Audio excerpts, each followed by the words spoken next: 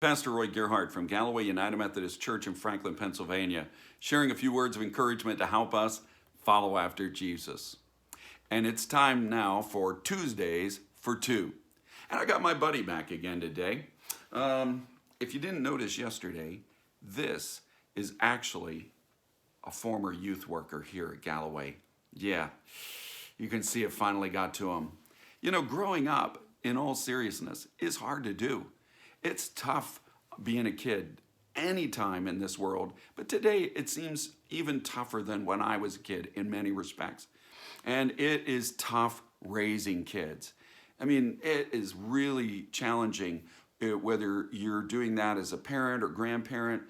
Even teachers and youth leaders and pastors all have these struggles of trying to mentor the young into adult life. And, it gets challenging because all of us, one time or another, rebel against being told what to do and how to do it and being corrected for what we've done wrong. We will push back, and this creates all kinds of conflict. And this is just part of the normal process of things. But it can get ugly. In fact, it can get extreme on both sides, where we have terrible problems of neglect and abuse by parents in this world. And this has been the perennial problem since the dawn of time, I'm sure. But it is tragic when we see people who do not conduct themselves with kindness, with grace, and with compassion, but instead fall to anger, bitterness, and become abusive, or with apathy and indifference, with an ignorance of how to parent, end up neglecting their children. That's tragic. That's terrible. The flip side is it can get really ugly whenever kids rebel.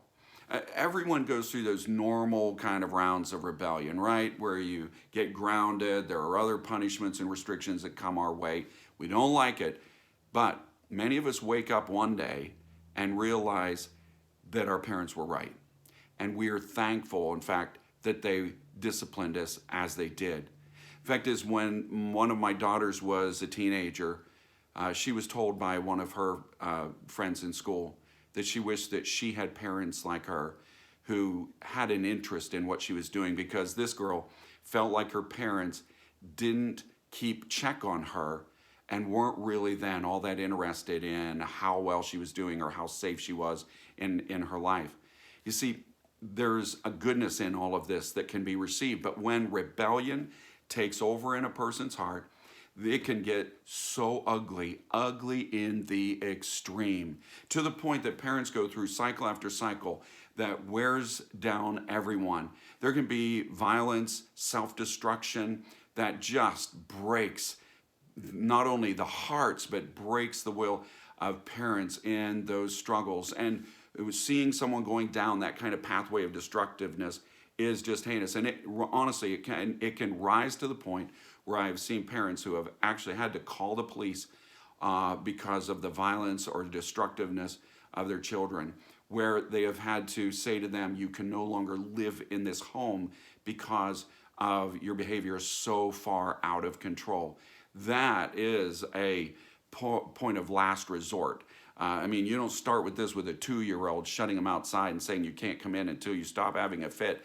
But this can rise to that extreme and leave parents and guardians with no choice but to seek some sort of deliverance from that.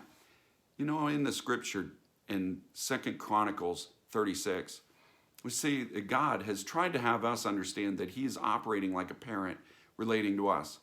And many times we're like rebellious children. In fact, when the Lord is getting ready to bring a judgment against His people that is so extreme, He's putting them out of the house.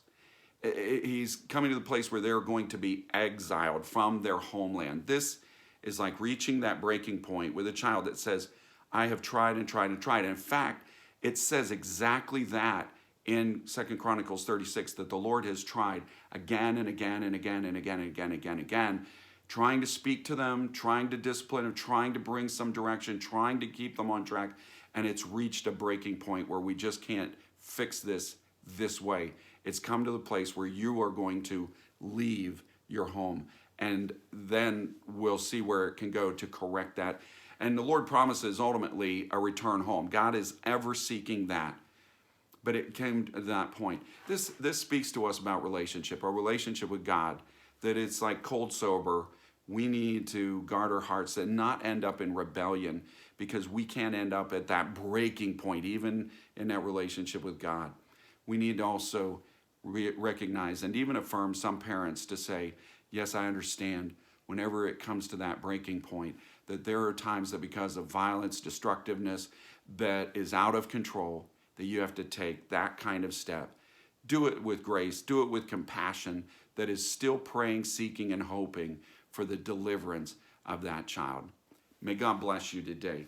And as you share God's good news, may God make you a blessing wherever He takes you.